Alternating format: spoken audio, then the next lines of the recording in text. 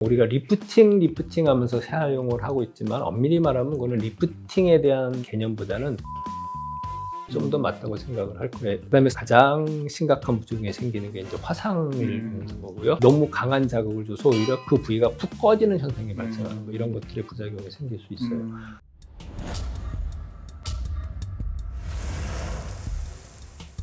네, 안녕하세요. 미용의학을 23년째 하고 있고 미와 아주 친하게 지내고 있는 미친 의사 김광태입니다. 안녕하세요. 조 대표입니다. 원장님, 요즘에 굉장히 바쁘신 것 같아요. 요새 뭐 이제 그 실리프팅이나 내가 시술하는 거에 대해서 뭐 인터뷰를 간단히 왔더라고. 실리프팅 비절개 근막 고정술 내가 최초로 발표했던 데도 MD 저널이고 그래서 한번 인터뷰를 했었고 종근당에서 원더리프트라고 실리프팅을 필수해서 이제 판매를 하고 있는데 내가 이제 실리프팅을 많이 한다 그러니까 많이 아실 거라고 생각하고 강의를 요청을 해와서 영업사원들한테 소개를 해주는 그런 자리를 좀 마련했었지.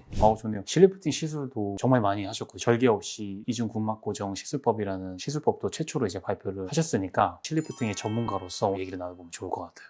일단은 실리프팅을 하기 전에 우리가 흔히 얘기하는 울세라 서마지라는 시술을 받고 나서 왜 오늘 받았는데 별로 효과가 없는 것 같지? 이런 느낌을 하는 거에 대해서 간단하게 한번 설명을 드리고 어떤 효과가 있는지에 대해서 한번 간단하게 설명을 좀 해드릴게요. 일단은 우리가 흔히 얘기하는 울세라, V로, 더블로, 텐트리플 이런 것들이 흔히 우리가 얘기하는 하이프라는 시술이에요. 보통 얼굴이 이제 늙어서 처지게 되면 뼈, 근육, 근막, 피하, 지방, 피부까지 전부 같이 처지게 돼요. 그 중에서 근막층이란 부위를 자극해서 타이트닝 할 수 있으면은 처진 것 자체로 어느 정도 해결이 가능한데 우리가 리프팅 하면서 사용을 하고 있지만 엄밀히 말하면 그거는 리프팅에 대한 개념보다는 타이트닝에 대한 개념이 좀 더 맞다고 생각을 할 거예요. 보통 하이프는 우리가 타겟층 되는 게 가장 중요한 근막층이지만 카틸리지의 타겟 깊이를 보면은 4.5mm, 3mm, 1.5mm 정도의 타겟을 갖고 있는데 보통 4.5mm 정도를 우리가 근막층으로 보고 3mm 정도를 피하층으로 보고 1.5나 2.5mm 정도를 진피층 정도의 레벨로 보고 있는데 실제로 문제는 뭐냐면은 기계는 카틸리지에서 그 깊이가 고정이 돼 있지만 근막층까지의 깊이가 다 달라요. 환자분들마다 다 깊이가 다르기 때문에 같은 환자에서도 어떤 부위는 4.5mm, 어떤 부위는 3.8mm, 어떤 부위는 4.7mm 이렇게 깊이가 다르다는 거예요. 그러니까 근막층을 타겟하기 위해서 만든 기계인데 실제로 우리가 슈팅을 해보면은 그렇게 정확히 근막층의 타겟이 안 된다는 거죠. 그러다 보니까 그 효과에 한계가 있는 거고요. 물론 근막층이 아닌 근육층이나 피하층이나 피부층에 슈팅이 되더라도 효과가 없는 건 아니지만은 기대만큼의 효과가 나타나지 않는다는 문제가 있는 거고요. 두 번째는 이 하이프나 서머지나 기본적인 상처를 주고 상처를 회복시키는 개념이에요. 근데 상처가 회복되기 위해서는 짧게는 3, 4주 정도의 시간이 걸리고 길게는 2, 3개월 정도의 시간이 걸린단 말이에요. 그러니까 그동안의 효과가 서서히 나타나는 거지 오늘 시술 받았다고 해서 내일부터 갑자기 리프팅이 되거나 얼굴이 엄청나게 타이팅이 되는 그런 개념은 아니라는 겁니다. 그 다음에 서머지 같은 고주파 RF 장비는 우리 몸의 저항값, 임피던스 값에 의해서 열을 발생시켜서 근막층이 아닌 진피층을 타이팅 시켜주는 그런 개념이라고 할 수 있어요. 고주파 치료도 마찬가지로 기본적으로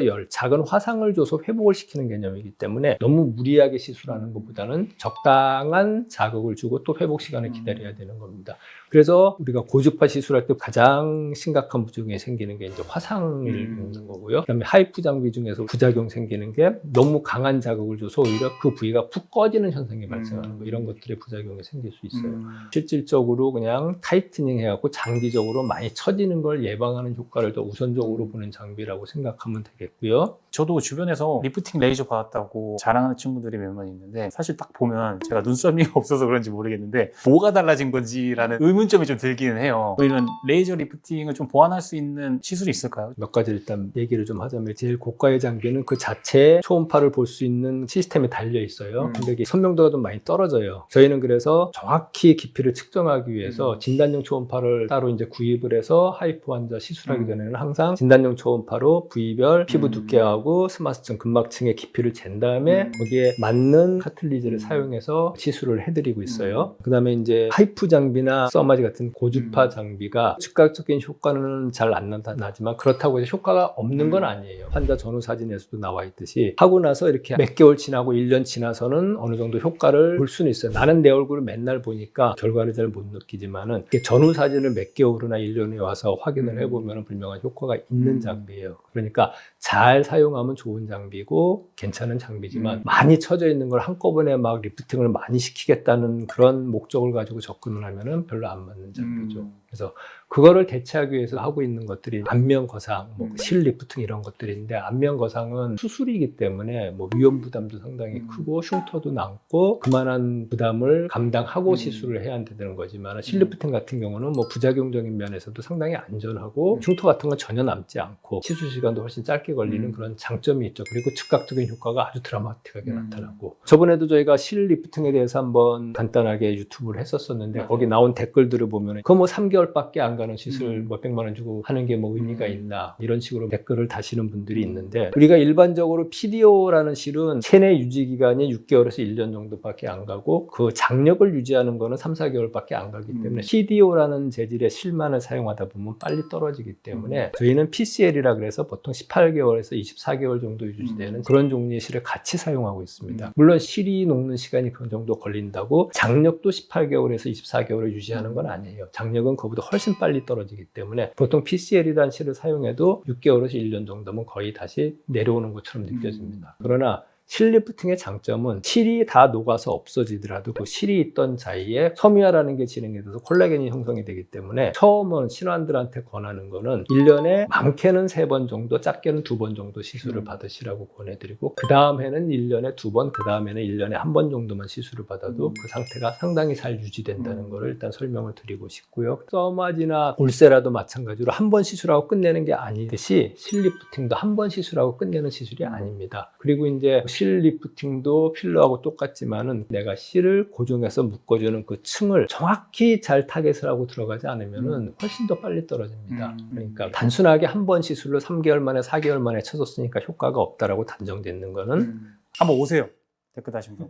저희가 제대로 당겨드리고 오래 유지될 수 있도록 시술해드리겠습니다. 하이프나 써마지나 실 리프팅이나 우리가 리프팅의 개념이 시술할 때는 너무 많이 쳐져서 시술하면 효과가 상당히 떨어집니다. 만족도도 떨어지고. 그렇기 때문에 가장 좋은 시점은 40대 후반부터 50대 초반, 빨리 하신다 그러면 아예 30대 후반부터도 하시는 게 나중에 얼굴이 처지는 걸 예방할 수 있는 효과가 훨씬 더 좋다고 생각을 합니다. 오늘은 우리가 몇 가지 리프팅하고 실 리프팅을 비교해서 설명을 해드렸는데요. 제가 말씀드린 게 100%다 무슨 정답은 아닙니다. 그러니까 적응증에 맞는 분들은 하이프, 고주파 시술도 좋은 결과를 기대할 수 있고, 또 거기에 좀 불만족스러운 분들은 실 리프팅도 한번 고려해 보시면은 어느 정도 만족도를 더 끌어올릴 수 있는 그런 시술이라고 생각을 합니다. 오늘 제 영상이 도움이 되셨다면 좋아요와 구독 부탁드리고요. 알림 설정도 부탁드리겠습니다. 감사합니다.